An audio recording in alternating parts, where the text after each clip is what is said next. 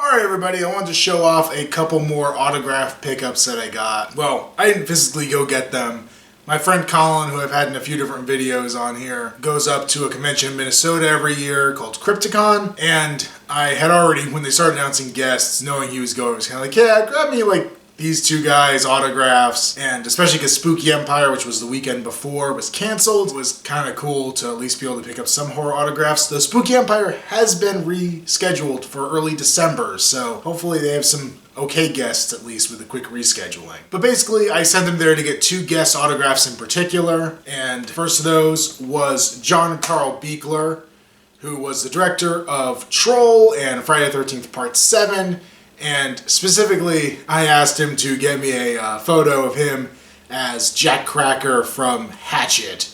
I specifically asked him to get a picture of him drinking his own urine, but I don't know if that was available. I don't see that on this. There's like a bunch of different pictures of him from the movie. Apparently they had his death scene out like the next day as a photo, but he'd already grabbed this one for me. This is kind of a weird thing. Like, I mean, I like it. It'll go on my wall. I've never seen an actor do this where they just have different shots of them from one particular movie like that. But yeah, cool. Got John Carl Buechler. Next up is actually my first Michael Myers autograph, which makes me happy. George P. Wilbur, who was Michael in Part 4 and Part 6. I did specifically request a Part 4 because I much prefer that over Part 6, which is my least favorite Halloween movie.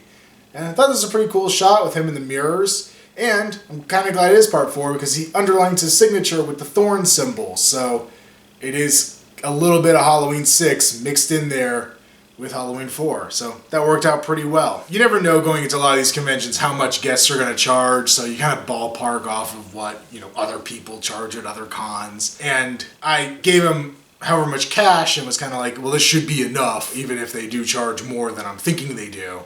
And I had enough left over actually for another autograph. So the actor Tom Matthews from Friday the 13th and Return of the Living Dead was there, and I opted for a Return of the Living Dead picture. Mostly because I am really trying, I keep missing her at cons, but I keep trying to get a Linnea Quigley signed photo, and she's definitely going to be Return of the Living Dead. So figure once I finally do get that, I'll have another Return of the Living Dead to put next to it. Ooh, that leaves a really difficult thing. Like, of actors that are in both Friday the 13th and Return of the Living Dead, if I've ever met Miguel A. Nunez, do I get him to sign something from Return of the Living Dead, or do I get him to sign a picture of him taking a shit?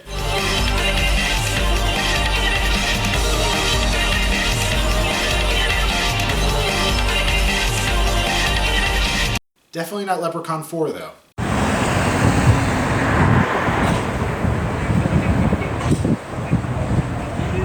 So if you couldn't tell from that little bit of footage I had, last night I went back to Sunray, the local independent theater, and saw The Invisible Man, the next one up in their Universal Monster series. I did skip Frankenstein and the Mummy because I was busy doing robot stuff and seeing Shin Godzilla for a second time. But I'm so glad I went and saw this one. The first one I saw, Creatures from the Black Lagoon, I'm so glad I saw because it was in 3D. This I'm just happy to see with an audience because I kind of always forget going into The Invisible Man that it's more of a comedy than it is a horror movie.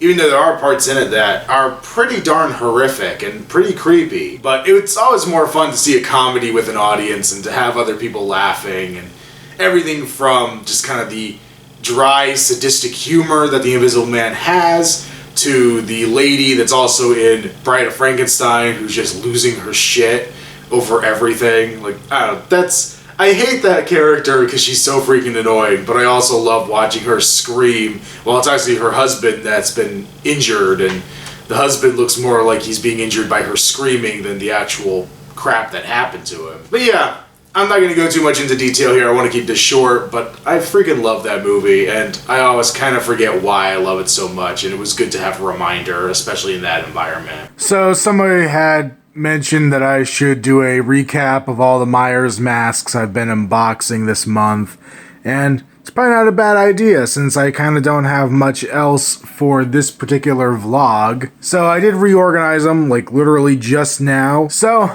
we'll start off here at the very top, and yes, I did assemble this shelf incorrectly, don't judge me. And up here is, I refer to it as an H1 Myers. It looks like an H1 Myers to me, but it's technically the Elrod mask. It's supposed to be the flashback scene at the beginning of Halloween 2. Looks pretty cool. I really like this one. It doesn't fit me. It's a very small mask. I think that's kind of to make it more authentic to the actual movie, where the Halloween 2 mask is a lot larger because Dick Warlock had a bigger head and kind of stretched out the mask. So this is kind of like more, Nick Castle's head size compared to Dick Warlock's, I guess. But they did put a lot of good detail in here. They have the flesh tone there at the very bottom of the neck, just kind of on the chin where you'd be pulling down the mask. We do have the little wound there on the side. The hair needs to be messed with, but I think it looks a lot like the Shatner mask. I'm pretty happy with this as an H1. Definitely a mask that I think eventually maybe I'll upgrade just because it is the iconic mask of the series, but I'm happy with this for now. And here's the part 2. Now, I think they've done a couple different releases. It's Trick or Treat Studios, and I couldn't tell you exactly which mask this was. I got it at a local comic shop, but I really like it. I've had it for a lot longer than I've had any of the other ones. And I think it's a really nice representation of Michael Myers. I really need to fix the damn hair on this thing. But it does have a lot of flesh tone here at the bottom. Like, the whole bottom is very flesh tone, all worn away. And it's a much dirtier mask than the original. And then we do have the little bloody hole here on the side. But this one isn't punched through, it's just painted on. Actually, it is sculpted, but it's not all the way through the mask. Down here, we have the Rubies Part 4.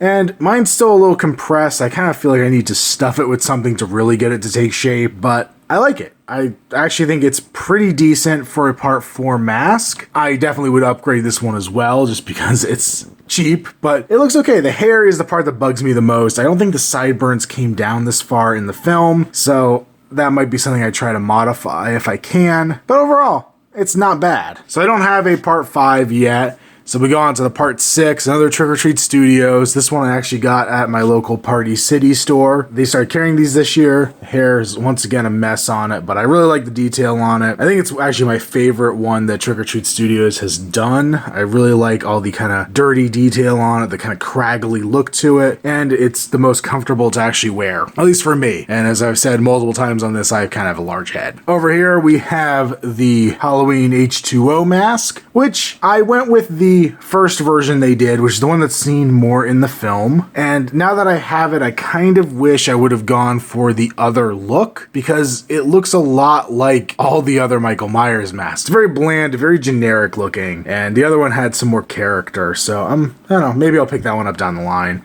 But the detail is okay. It looks like it does in the film, I think, at least from some angles. I think dead on, it kind of lacks it a little bit, but if you get like a profile view on it, I think it works a little better. But overall, it's decent, I guess, is what I could say about it. Next shelf down, we have the Resurrection mask, which is kind of goofy looking. It also has a very alien look to it.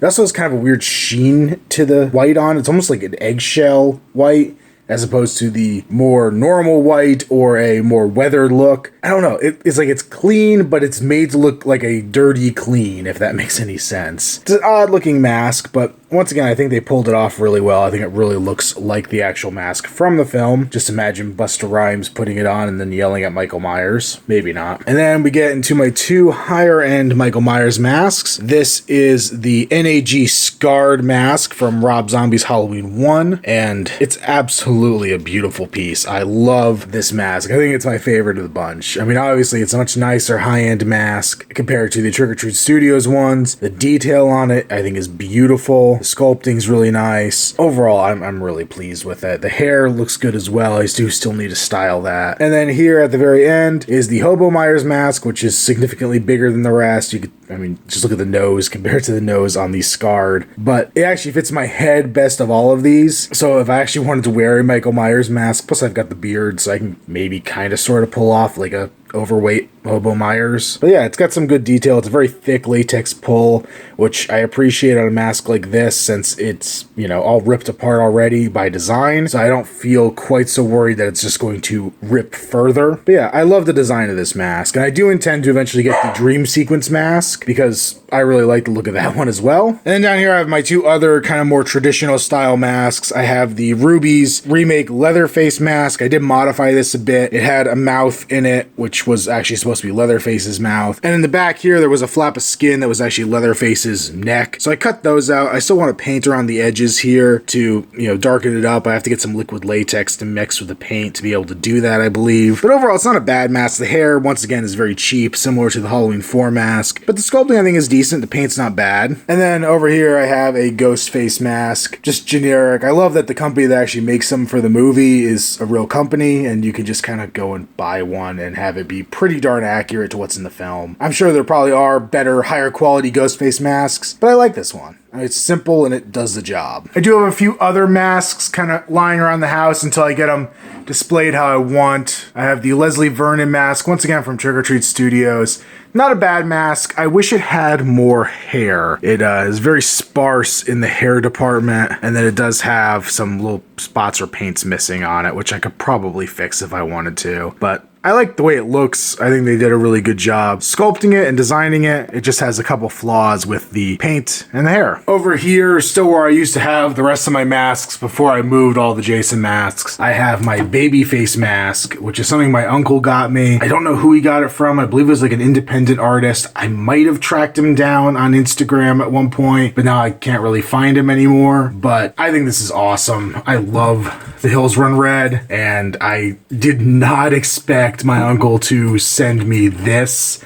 I mean, it's an obscure movie, and it just took me completely by surprise that that was something that he would find and send to me. But I absolutely love it. And then here in my office, I have the Jason masks. So at the very top, that's the one that I painted up and did my own crap with from JDF Studios kit. Still actually probably one of my favorites, both to wear and in terms of looks. I know in the review I did of it, I kind of criticized the way the paint came out and I was a little upset about it. But from a distance, it actually looks pretty good, I think. And yeah, I'm pretty happy with it. And it's a very lightweight mask, so it makes it very easy to wear. Down here is the NECA Part 4, one I'm not entirely satisfied with. I don't like the bright yellow paint job on it. I don't like the way the chevrons look at all. They're really sloppy on here. So I'll either eventually repaint this, I think, or get a JDF Studios, because this is also that thick resin that NECA likes to use, and it's just not fun to wear, not comfortable. But down here is the NECA Part 5 mask, and I actually really like this one. I think the detailing on it's good. This chevron outline here is a little more pronounced than I'd like it to be. I actually hadn't even known it was there until NECA's version came out, and then I looked at stills from the movie, and you can see it very light, but not nearly this pronounced. But just in general, I think they did a good job. The straps look pretty good. They actually went with the, I believe this is accurate, the little lines in here. And yeah, I like that a lot. Down here I have my fiberglass masks, part 6, which I really like. I think it's a nice mask. It's, once again, a little uncomfortable to wear, but less so than the NECA ones. I like the leather straps on it. I like the detailing on it. But I don't think I'd ever really buy a mask from them. The fiberglass isn't really what they use in the movies. I mean, it makes a nice display piece, but I really like the more pliable plastic that they make the JDF bucks out of, just because pretty sure that's how they are in the real film. And they're just way too expensive for what you get. And there's a lot of options now. And yeah, they're just not my favorite option, I guess, at the moment. And then down here at the bottom is the NECA Freddy vs. Jason. This one's definitely getting replaced at some point for multiple reasons. A, I cracked it. It used to sit on my door and it fell and the bottom part broke off and I had to glue it back on. And then the details are lacking. The rivets are just cheap plastic and I don't like the look of them. And really, if I have a Freddy vs. Jason mask on display, I want to get one with the claw marks on it. And obviously this one does not have that, and I'm kind of afraid that I'm just going to crack the mask if I tried to carve them in myself. So I meant to film shit and I went hunting for like last minute Halloween crap just before it's out of stores, and also horror movies, and went to FYE, Best Buy, and Halloween Megastore. And Best Buy was the only place that had anything worthwhile. But now, going to Spirit Halloween, and maybe they'll have stuff.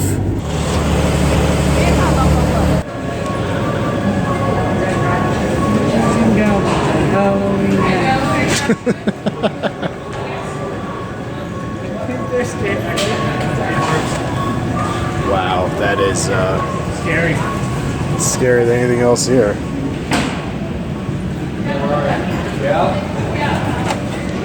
The Spirit was a bust, so here now. So I started today, which was the last day of week 5, with the intent of filming more stuff, more content of kind of my last minute Halloween shopping, if you could call it that. Really, I was just trying to hit all the Halloween stores or sort of like carry Halloween stuff one more time before they start closing. It ended up being kind of a bust, and I kind of lost my will to film crap about halfway through, just because like Spirit obviously has not been stocked in a while. They were looking like they were already on the verge of closing down, which makes sense, but it was a little disappointing that there wasn't much left there. Party City, similar situation, also packed full of people, everybody buying costumes. And the Halloween mega store that I went into was really just lame. They have some okay masks and some okay stuff, but nothing really that great. And yeah, I don't know. It's just kind of a weird store. Like, the masks are everywhere in the store, so you can't just look at one section. There's a section that's more just dedicated to masks, but everything is kind of spread around and hard to see and hard to get prices on and just kind of a mess. So Halloween shopping didn't go quite as well as I wanted it to, but I did hit a couple stores looking for horror movies, and that actually went pretty well. I hit FYE, didn't find anything new and cool there, but that's kind of usual for around here. But I did go to Best Buy and I picked up a couple scores or a couple inexpensive movies and nothing else. I picked up Sinister really cheap on Blu-ray and the sequel for equally cheap. I haven't seen the sequel. I have seen the original. I actually just finished rewatching the original. Probably move on to the sequel here. That was interesting. I kind of forgotten Sinister. The biggest pet peeve I have with that movie is that they live in a house with power and about half the movie takes place during the day, but nobody ever turns on a damn light or opens the blinds. I know it makes it creepier, but it seems like a cheat. Best Buy also had You're Next in the bargain bin. It's been one I've been meaning to check out, so grabbed it. And then I hit Big Lots for some of their traditionally cheap horror movies. I kind of mined the field there for a while. I kind of picked up almost everything they had, and it's been probably a year or so since I've been into Big Lots, and they hadn't really restocked more horror since then. But they did have all 3 Insidious movies for really cheap, so I picked them up. I mean, they're on DVD, but I got... Whoop, that one is not actually in its case. I'll have to mess with that. But yeah, 1, 2, and 3. I've only seen 1, I think. I might have seen 2 when it came out. I really don't remember. So it'll be interesting to revisit. And then because it was literally $1, I picked up Exorcist the beginning. And then also because it was cheap, I got the remake of Piranha. Because tits and killer fish, I guess? I don't know. But that was my kind of weird horror haul to end out the last week of October. And I guess while I'm filming myself here, now is as good a time as any to say that I'm not stopping the vlog here at the end of October. I'm actually going to continue on. I'm going to record Sunday and Monday, which are the last 2 days of October. And then I actually think the next week after is going to be decent for getting a couple things in. So I'm gonna extend the vlog through episode 6 and capture next week as well. So hopefully you guys will join me for that.